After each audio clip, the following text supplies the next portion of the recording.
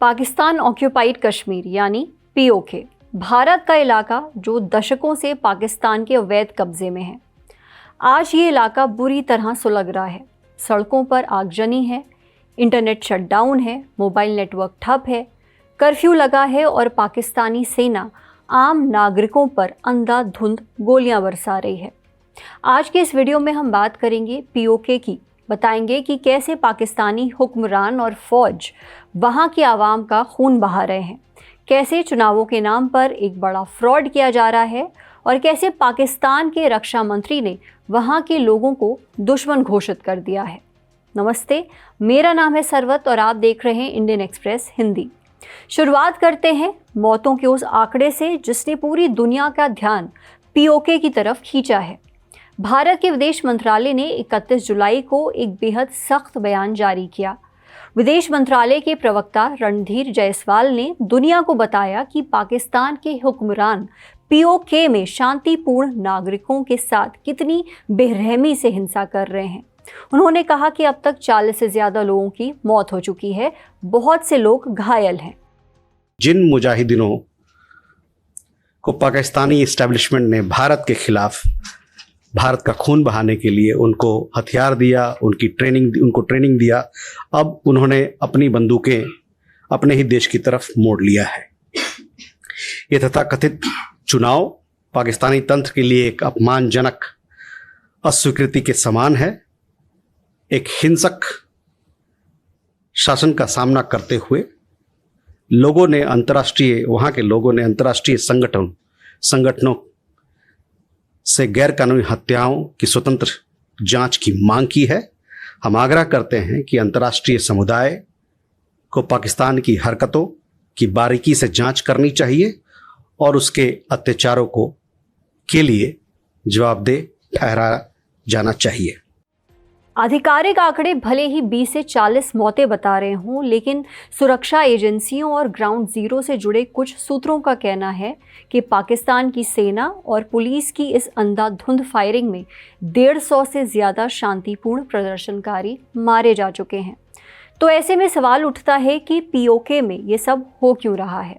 दरअसल पीओके में legislative assembly के चुनाव चल रहे हैं जो 27 जुलाई को शुरू हुए और 3 चरणों में 10 अगस्त को ख़त्म होंगे। लेकिन चुनावों से ठीक पहले पीओके के अलग अलग हिस्सों में प्रदर्शन शुरू हो गए। 26 जुलाई को रावलकोट इलाके से ऐसी कई वीडियोस सामने आई जिनमें आम नागरिक पाकिस्तानी सरकार और फौज के खिलाफ नारे लगा रहे हैं। 27 जुलाई को पहले चरण की वोटिंग हुई। कुल 13 सीटों पर मतदान हुआ और नतीजे वही आए जिसका डर था। धांधली के आरोपों के बीच नवाज शरीफ की पार्टी पाकिस्तान मुस्लिम लीग नवाज यानी कि PMLN ने 13 में से 9 सीटें जीत ली, जबकि बाकी सीटें पाकिस्तान पीपल्स पार्टी यानी PPP के खाते में गईं। ध्यान रहे ये दोनों ही पार्टियां गठबंधन में सरकार चला रही हैं, जिसका नेतृत्व PMLN के शहबाज शरीफ कर रहे हैं।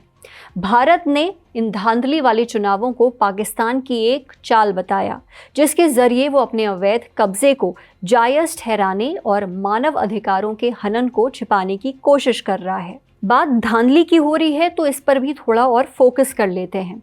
इसके लिए पीओके के असेंबली का वो गठित समझना होगा जिसे इस्लामाबाद अपने रिमोट कंट्रोल से चलाता है।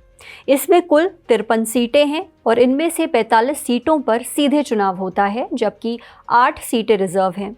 रिजर्व सीटों में से 5 महिलाओं के लिए, 1 उलेमा के लिए, 1 ओवरसीज़ कश्मीरियों के लिए और 1 टेक्नोक्रेट्स के लिए हैं। अब असली सियासी खेल शुरू होता है। इन 45 में से 12 सीटें उन रिफ्यूजीज़ के लिए रिजर्व हैं जो 1947 के बाद कश्मीर छोड़कर पाकिस्तान के दूसरे हिस्सों में बस गए थे। मज़े की बात यह है कि इन 12 सीटों पर वोटिंग पीओके में नहीं होती है, बल्कि पंजाब और सिंध जैसे पाकिस्तानी सूबों में होती है। यानी हिसाब लगाइए, 53 में से कुल 20 सीटें सीधे तौर पर इस्लामाबाद से कंट्रोल होती हैं। पीओके की जनता सिर्फ 33 सीटें ही चुन पाती है।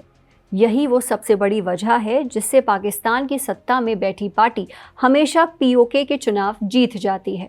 पुराना रिकॉर्ड उठाकर देख लीजिए। 2011 में पाकिस्तान पीपल्स पार्टी जीती, 2016 में नवाज शरीफ की पार्टी ने जीत दर्ज की और 2021 में इमरान खान की पाकिस्तान तहरीक-ए-इंसाफ सत्ता में आई।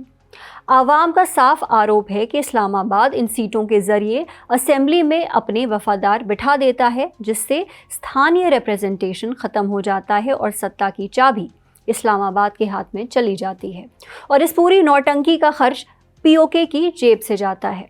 जब जनता ने इन 12 सीटों को ख़त्म करने की मांग उठाई तो 7 जून को supreme court of Azad Jammu and Kashmir का एक फैसला आया। कोर्ट ने कह दिया कि ये 12 सीटें संविधान के हवाले से रिजर्व हैं, इन्हें हटाना है तो संविधान बदलना पड़ेगा, इसलिए इन्हें नहीं हटाया जा सकता। इसी फैसले ने पीओके की आवाम के लिए चिंगारी का काम किया। चिंगारी को नेतृत्व किया जेएसी यानी कि जॉइंट अवामी एक्शन कमेटी ने। इसे 2023 में व्यापारियों, वकीलों और सिविल सोसाइटी के लोगों ने मिलकर बनाया था। संगठन ने 38 सूत्रीय मांगों का एक चार्टर सामने रखा। इनमें से 3 सबसे अहम हैं। लगातार बढ़ रही महंगाई और बिजली के भारी भरकम बिलों से राहत, सब्सिडी वाले गेहूं की वापसी। गेहूं से सब्सिडी हटने के बाद बुनियादी अनाज इतना महंगा हो गया है कि आम लोगों के लिए इसे खरीदना बहुत मुश्किल है। और असेंबली की 12 रिजर्व सीटों को ख़त्म करना, यानी ये सिर्फ राजनीतिक हक की लड़ाई नहीं है, बल्कि उस आर्थिक शोषण के खिलाफ भी बगावत है जो पाकिस्तान के हुक्मरान दशकों से कर रहे हैं। इसका सबसे बड़ा उदाहरण है मंगला डैम। ये डैम 400 मेगावाट से कहीं ज़्यादा बिजली पैदा करता है, जो पीओके की स्थानीय ज़रूरत से बहुत ज़्यादा है।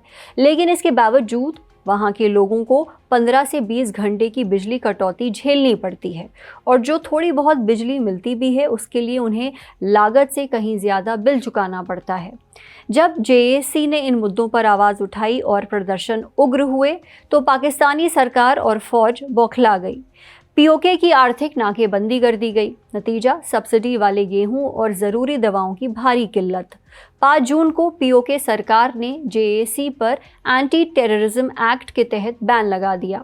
वजह बताई गई शांति और सुरक्षा के लिए खतरा। नेताओं पर आतंकवाद और देशद्रोह के मुकदमे दर्ज किए गए। कुछ की गिरफ्तारी पर इनाम रखा गया। 600 से ज़्यादा एक्टिविस्ट गिरफ्तार किए गए।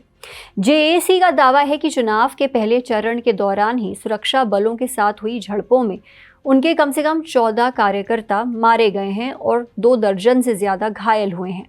बैन लगने के बाद जेएसी के एक लीडर सरदार अमन खान का एक वीडियो काफ़ी शेयर किया जा रहा है। इसमें वो कह रहे हैं कि उनके पास राशन की भारी कमी हो गई है और उन्हें भारत से मदद चाहिए। कश्मीर की आवाम सड़कों पर है, आप सब लोगों को बाहर निकलना होगा। पूरी दुनिया में इस जुल्म के खिलाफ, बर्बरियत के खिलाफ आवाज उठानी होगी। ये वो गोलियां हैं जो हम पर मारी जाती हैं, जो हमारे ही टैक्स से ली जाती हैं और हमारे टैक्स से लेकर ये बताया गया था कि ये हिंदुस्तान के लिए हैं, ये दुश्मन के लिए हैं और ये सारी फोर्सेस जो हैं ये हिंदुस्तान से लड़ने के लिए बनाई गई हैं। और आज वो सारी फोर्सेस, वो सारी चीजें कश्मीरियों के ऊपर अप्लाई की जा रही हैं। मेरी एक मरतबा फिर आवाम से अपील है कि सारे लोग इस आवाज के साथ जुड़ें। कश्मीर की तहरीक अपने मकासद के उसूल तक इंशाअल्लाह सूरत जारी रहेगी। और बेशर्मी की हद देखिए, पाकिस्तानी हुक्मरान इस दमन को सही ठहरा रहे हैं। एक टीवी इंटरव्यू में पाकिस्तान के रक्षा मंत्री ख्वाजा आसिफ ने सरकार के हिंसक क्रैकडाउन का बेशर्मी से बचाव किया। प्रदर्शन करने वालों को भारत जैसा दुश्मन बताया, किसी भी तरह की बातचीत से भी इनकार कर दिया। 31 जुलाई की प्रेस ब्रीफिंग में रणधीर जायसवाल ने इस बयान पर भी करारा तंज कसा। बोले कि पाकिस्तानी रक्षा मंत्री पीओके के लोगों को तिरस्कार से देखते हैं। एक और सनसनीखेज खुलासा किया। बोले कि पाकिस्तानी प्रधानमंत्री के राजनीतिक मामलों के विशेष सहायक ने खुलेआम स्वीकारा है कि जिन मुजाहिदीन को पाकिस्तान ने भारत में खून बहाने के लिए ट्रेनिंग दी, हथियार दिए और सीमा पार भेजा, आज उन्हीं मुजाहिदीन ने अपनी बंदूकें पाकिस्तानी हुक्मरानों की तरफ मोड़ दी हैं। इस बीच इस हिंसा को देखते हुए अंतर्राष्ट्रीय संगठनों ने स्वतंत्र जांच की गुहार लगाई है। भारत ने भी पुरजोर मांग की है कि इंटरनेशनल कम्युनिटी को पाकिस्तान की इस बर्बरता की बारीकी से जांच करनी चाहिए। यूएनएचआरसी यानी कि United Nations human rights commissioner के ऑफिस ने भी 17 जुलाई को हालात पर चिंता जताई थी। फिलहाल सबकी नज़रें 10 अगस्त तक चलने वाले इन चुनावों पर हैं। क्या पाकिस्तान की फ़ौज अपनी बंदूक के जोर पर इन फर्जी चुनावों को पूरा करवा पाएगी, या पीओके की आवाम का ये गुस्सा पाकिस्तान के अवैध कब्जे की नींव को हमेशा के लिए हिला देगा? आप इस पूरे मुद्दे पर क्या सोचते हैं? अपनी राय हमें कमेंट बॉक्स में ज़रूर बताइए। वीडियो को लाइक करें, शेयर करें और दुनिया भर की तमाम गहरी और ज़रूरी खबरों को आसान भाषा में समझने के लिए सब्सक्राइब करें इंडियन एक्सप्रेस हिंदी। जुड़े रहिए हमारे साथ। नमस्कार।